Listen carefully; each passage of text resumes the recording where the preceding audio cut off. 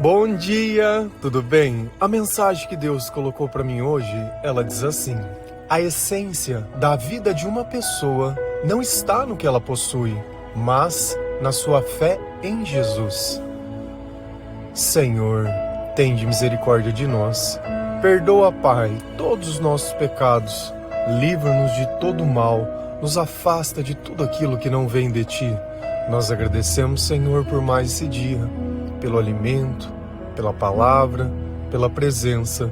Aceita, Senhor, essa nossa oração, esse nosso louvor, pois nós Te amamos, bendizemos, adoramos. Somente Tu é o nosso Deus e em Ti confiamos.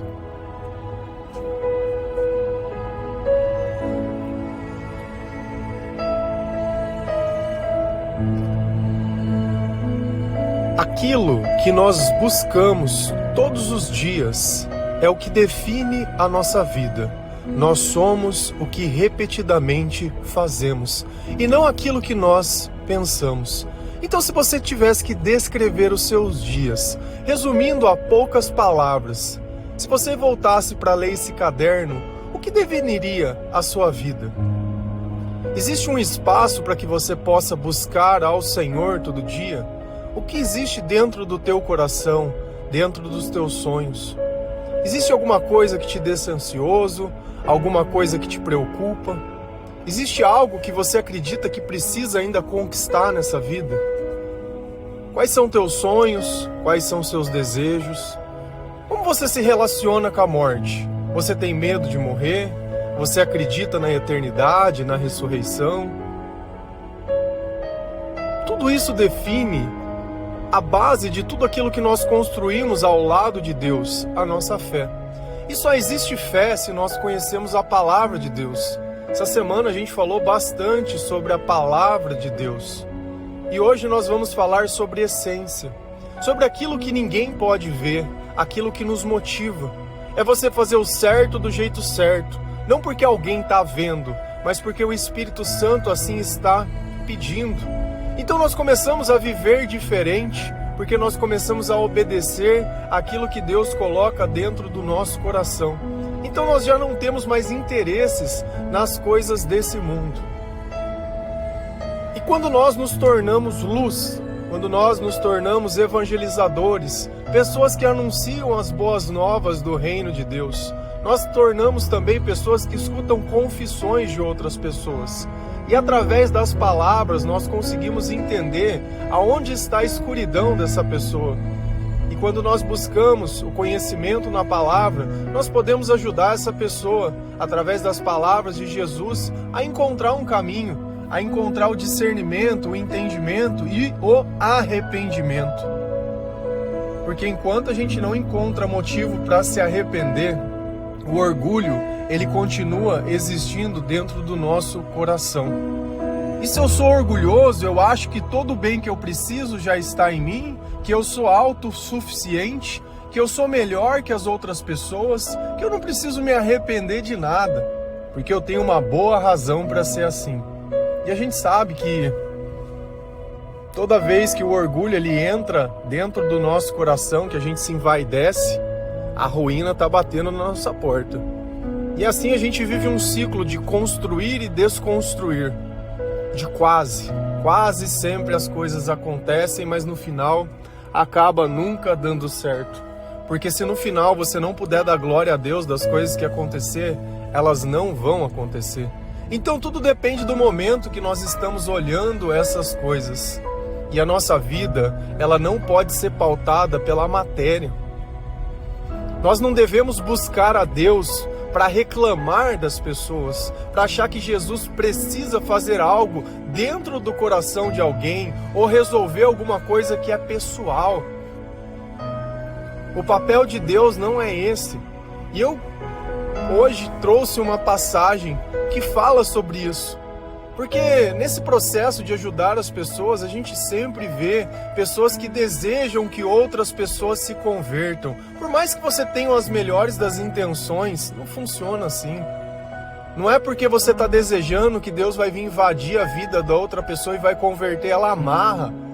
Quem ama dá liberdade, porque é a própria escolha de poder estar em qualquer lugar e decidir ficar é o amor. Então nós ficamos ao lado do Senhor, não porque algo nos prende, mas porque o Senhor nos liberta. E quando Ele nos liberta, nós ficamos ao lado dEle. Porque assim entendemos que essa é a nossa vida, essa é a nossa essência, esse é o nosso chamado e esse é o nosso caminho. E nós sabemos que ninguém fica vivo para sempre nesse mundo. E nós queremos viver a eternidade ao lado do Senhor. Imagina se todo mundo pudesse ir para o céu. Você sabe o que o céu ia virar? Ia virar a terra, ia virar esse inferno que a gente vive aqui hoje. Tantas barbaridades e tantas coisas que nos machucam. Então o que adiantaria criar um céu que fosse o espelho dessa terra? Não ia adiantar de nada. Então só vai estar lá quem quiser estar. Quem tiver tudo bem em servir, em obedecer, em aceitar a Deus acima de todas as coisas. O reino é dele, as coisas são deles. Nós recebemos o que ele tem. Nós estamos recebendo as coisas. Só que quando nós somos egoístas, nós não conseguimos aceitar e nem compreender isso. Então se a gente vai lá em Lucas 12, versículo 13 a 15, a palavra do Senhor ela diz assim: Um homem que estava no meio da multidão disse a Jesus: Mestre, mande o meu irmão repartir comigo a herança que o nosso pai nos deixou. Jesus disse: Homem, quem me deu o direito de julgar ou de repartir propriedade de vocês? E continuou dizendo: Prestem atenção, tenham cuidado com todo tipo de avareza, porque a verdadeira vida de uma pessoa não depende das coisas que ela tem, mesmo que sejam muitas. Então quem está conversando conosco? Jesus. E está tendo um relato de alguém que encontrou Jesus. Mas encontrou Jesus para que ele pudesse curar a alma, para que ele pudesse pedir perdão dos pecados. Não. Encontrou Jesus para que Jesus faça que a vontade dele e as questões pessoais dele se resolvam, para que Jesus obrigue os outros. Isso é muito humano. Essa ideia que o meu direito, o outro é obrigado a fazer, porque eu quero que o meu marido volte, eu quero que o meu filho se converta, eu quero. Nem Deus usa dessa petulância com nós, mesmo sabendo que a nossa essência não existe nada de bom. Deus não nos obriga a seguir esse caminho, mas nós não. Nós queremos saber o que é certo. Nem na nossa vida nós fazemos o certo, mas para a vida dos outros nós sabemos o que é bom e o que é ruim. Então a passagem começa: um homem que estava no meio da multidão disse a Jesus. Então aqui a gente começa a ver o que tem dentro do coração desse homem. Primeiro, que ele sabia que Jesus podia realizar milagres, que Jesus perguntara: o que queres que eu faça? Então ele sabia que Jesus podia resolver alguma coisa para ele. E o desejo dele era tanto que ele entrou no meio da multidão e tentou se aproximar de Jesus e conseguiu a atenção de Jesus. Podia ter pedido diversas coisas diferentes, coisas que somente Deus podia dar, mas ele queria uma coisa que qualquer homem podia fazer. Mesmo que não fosse Jesus, alguém podia resolver essa questão dele? O imperador, o rei, sei lá, qualquer pessoa poderia impor isso? Sim, mas ele resolveu ir jogar essa questão para Jesus, e isso foi muito bom. Porque quando nós pedimos um absurdo para Deus, Deus nos revela a sua verdadeira essência e nos ensina o que é certo e o que é errado. Se nós não estamos prontos para a correção ou repreensão do Senhor, nós não estamos prontos para o Evangelho e nem para a Bíblia, porque ela é inteira feita disso, de correções. Se você quer encontrar um caminho, você precisa de parar de querer andar para onde você quer. Porque o se perder é justamente isso. Então esse homem chegou a Jesus, ele reconhecia Jesus como um mestre, porque ele mesmo se refere assim: mestre, olha a palavra que ele usa: mande o meu irmão repartir comigo a herança que o nosso pai nos deixou.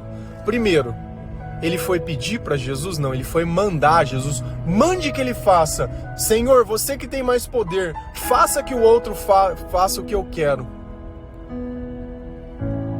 Você acha que adianta orar, ficar pedindo esse tipo de coisa? Ah, mas o meu marido bebe. Você acha que ele aprendeu a beber depois de casar com você? Ou ele já bebia antes? Porque nós não mudamos. Se você acha que nós mudamos, nós não mudamos. Existem situações que gatilham o melhor e existem situações que gatilham o pior. Então, de repente, o ambiente que a gente vive fica gatilhando esse tipo de coisas. E quando nós vivemos com pessoas orgulhosas, que não fazem um processo de reflexão, ou quando você se escolheu se relacionar com alguém que não conhece a Bíblia, que não tem o Espírito Santo, você esquece esperar comportamento de Deus, você esquece esperar o bom senso e qualquer tipo de coisa. Vai ser um inferno a relação de vocês. Vai ser. E não ache que porque arrumou um emprego melhor vai melhorar, porque mudou para uma casa melhor vai melhorar, porque você pagou uma cirurgia vai melhorar, porque a pessoa fez isso vai melhorar, e não melhora. O diabo não deixa de ser o diabo porque ele tem dinheiro ou posse, porque o mundo é dele. Tontos somos nós que queremos colocar a nossa confiança em algo que não seja Deus. E essa pessoa, com certeza, ele acreditava que se Jesus obrigasse o irmão dele a repartir a herança do pai, a vida dele ia ser melhor. Então é justamente isso, são as crenças. Você procura Jesus porque você acredita o quê? Que poder você atribui a ele? Você acha que Jesus está preocupado com a porta que precisa abrir para você, com o relacionamento, porque ser isso? Cara, ele não está nem aí para essas coisas. Deus vai te dar algo que dure pela eternidade, não algo que dure aqui. O que você pode conquistar aqui, você conquista aqui. Então ele chegou lá em Jesus e começou a reclamar do irmão dele. Começou a reclamar, olha, você precisa mandar o meu irmão repartir a herança, você tem que fazer isso. Você tem que fazer, você é o mestre. Não, você vai chegar. E olha o que Jesus fala para ele. Homem, quem me deu o direito de julgar ou de repartir a propriedade de vocês? Então olha que o poder de Jesus nessa terra, ele é limitado. Ele é limitado, por quê? Porque Jesus não teria poder disso? Não, ele tem poder de sobra. Só que a missão dele não incluía essas coisas. Ele não estava aqui para ser um Moisés, que quando o povo tinha um problema, procurava ele para que Moisés discutisse e encontrasse uma solução. Jesus estava aqui para falar de algo muito maior, para falar sobre arrependimento. E nós, enquanto nós não entendemos que a salvação vem pelo arrependimento, nós continuamos essa vida sem sentido, vazia. Vazia, vazia, vazia, vazia. E Jesus está falando, Deus não me deu o direito de obrigar vocês a fazer nada, nem de falar que um tem que fazer, o outro não. Se nós fazemos o certo, não é porque Jesus nos obriga, mas é porque nós confiamos no Espírito Santo. Aqui tem uma relação diferente. Totalmente diferente da ideia que nós temos, porque nós só queremos, sem saber do resultado. Se isso não fosse verdade, você acha que uma pessoa teria coragem de roubar de outra pessoa, sabendo que se ele fosse descoberto, aquela vergonha ia cair sobre a mãe, o pai, a família daquela pessoa? Você acha que alguém gosta de ser rotulado? Teu filho é aquele drogado? É o teu drogado? É aquele mentiroso que liga para os outros pedindo dinheiro de madrugada? Que mente para as pessoas da igreja, que tenta ajudar? Esse é o teu filho? Esse é o teu filho? É? O doutor? Teu filho? Tá bom, tá bom. Porque se a gente mente para as pessoas que tentam nos ajudar, nós já não temos mais salvação, nós estamos condenados. Porque o diabo é o pai da mentira. Mas a redenção vem quando? Quando eu digo a verdade. Olha, eu caí. Passei a noite usando cocaína faz 3 dias. Tô usando crack. Tô bebendo mesmo, tô me prostituindo. Tô fazendo isso. Preciso de ajuda. O Senhor, Ele pode te perdoar quando você se arrepender, porque enquanto você continuar escondendo, enquanto você continuar achando que as tuas questões financeiras, ou que a tua dor, ou que o teu propósito, nada disso vai trazer ninguém de volta. Ninguém vai voltar. Você matou o teu pai, você matou a tua mãe, você está matando todo mundo, e você está ainda aí, cheio da tua razão e do teu orgulho. E nós somos esses assassinos quando nós vivemos longe de Deus, porque Deus diz que o diabo é homicida desde o princípio. Ou a gente toma a verdade, ou não toma nada. Porque enquanto nós somos rebeldes, você acha que o teu pai dormiria à noite, preocupado, sabendo que você está fazendo coisa errada? Que pai que é esse? Que vó que é esse? Quem que é essa pessoa? Essa pessoa ela não existe. Porque nós queremos o melhor para as pessoas, mesmo sendo maus. E Jesus disse, prestem atenção. tenham cuidado com todo tipo de avareza, tenham cuidado com todo tipo de ganância, porque a verdadeira vida de uma pessoa não depende das coisas que ela tem, mesmo que sejam muitas. Então olha o que ele está falando para esse homem, meu querido. Engano seu, você achar que a sua vida vai começar a poder ser vivida, ou que a felicidade vai encontrar em você, vai chegar na sua casa, se você continua acreditando que as coisas trazem a felicidade. E é o que eu sempre falo, não é porque você casou, não é porque você se formou, não é porque você frequenta a igreja, não é porque você se batizou, não é porque nada, não é nada dessas coisas vai garantir. Você podia ter ganhado na loteria hoje. Não é porque aconteceu o que você queria ou deixou de acontecer que vai mudar alguma coisa. Quem está dizendo isso? Jesus. A vida verdadeira não depende disso. A vida verdadeira depende de mim. E as minhas questões são espirituais e não humanas.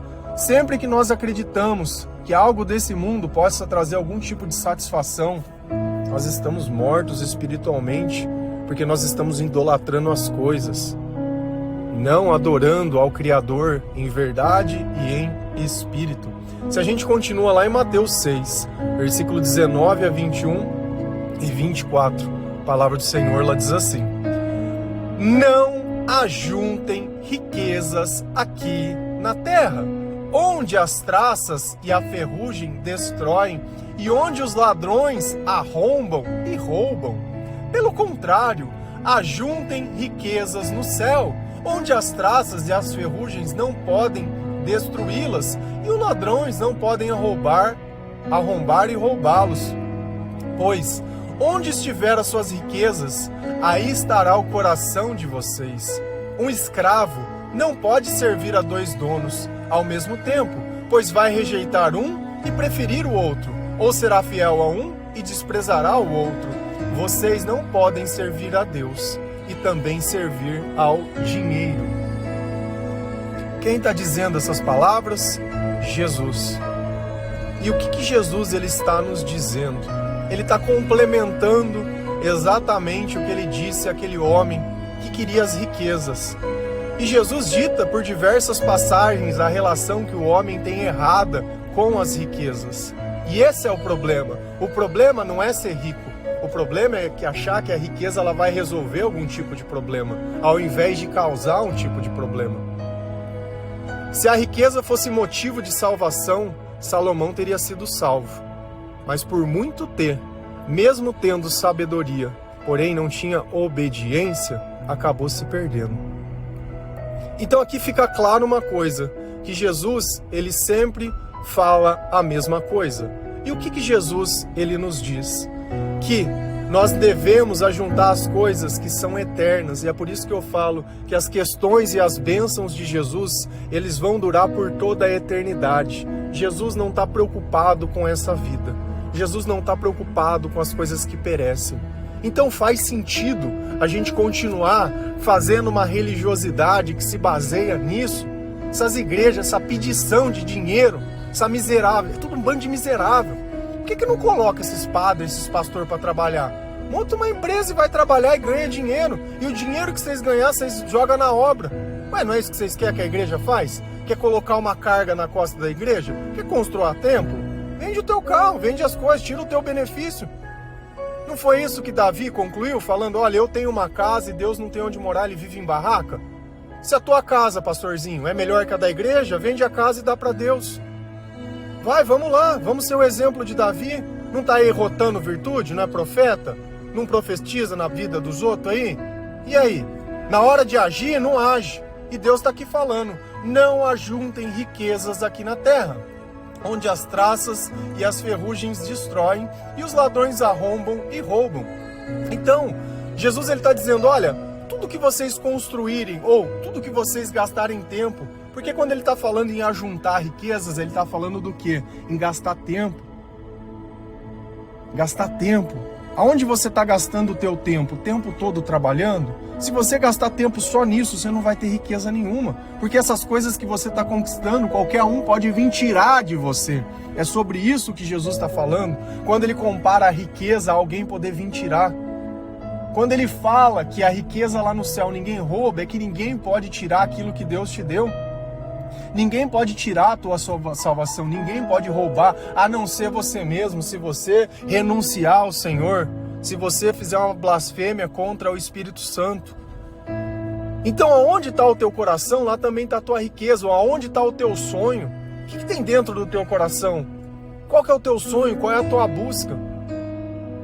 Então nós buscamos o quê? A palavra de Deus. Todos os dias temos pregado, temos anunciado, temos dado Bíblia, temos ajudado, temos feito, temos juntado. Esse é o nosso trabalho. Nós ganhamos alguma recompensa na terra? Não. Mas no céu, pode ter certeza que nós estamos ajuntando. E Jesus diz pra gente ajuntar. Isso que eu tô falando é palavra. Eu não tô aqui inventando nada para te convencer, nem para diminuir, nem nada. Eu tô lendo o que está na palavra. E exatamente com as mesmas palavras que Jesus nos disse, com o mesmo ensinamento que Ele nos deu. Um escravo não pode servir a 2 donos ao mesmo tempo. Então, ou eu sirvo a Deus, ou eu sirvo os meus interesses. Eu não posso servir a 2 pessoas. Eu não posso obedecer ao Espírito Santo e obedecer a mim mesmo. Não tem como a gente viver os 2 mundos. Não tem como a gente ser as 2 pessoas. Não tem. Uma coisa é fato. Você só vai ter tempo para gastar em uma coisa. Ou isso vai ajuntar riquezas, ou isso vai tirar. Você escolhe. Pois vai rejeitar um e preferir o outro, ou será fiel a um e desprezará o outro. Então, se a gente for buscar ser o bem-sucedido nessa vida, buscar a vida só nessa vida, e só isso, é a ganância. Ganância. Eu achar que eu não posso gastar com nada, eu não posso comprar nada, porque se eu não tiver muito acumulado, eu preciso garantir o meu amanhã, eu preciso pensar nessas coisas. Isso é ganância, isso é avareza. Porque uma coisa é eu ter, a outra é eu achar que eu dependo disso, que a minha segurança é o que eu tenho na conta. A nossa segurança é o Senhor. Eu sei que é difícil às vezes colocar as coisas no lugar e falar, poxa, mas isso eu não faço desse jeito. E é assim que a gente vai nos aperfeiçoando, entendendo, porque é uma palavra complexa. Quando a gente lê a palavra orgulho, é o que eu imagino.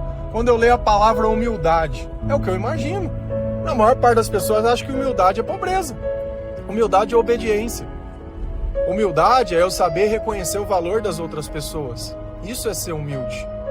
Então quem sabe obedecer, quando Deus fala que os humildes herdarão o reino de Deus, as pessoas que sabem obedecer, que sabem colocar a tua vida de lado para servir o Senhor. Então nós temos que entender o que significa cada palavra, porque elas são complexas.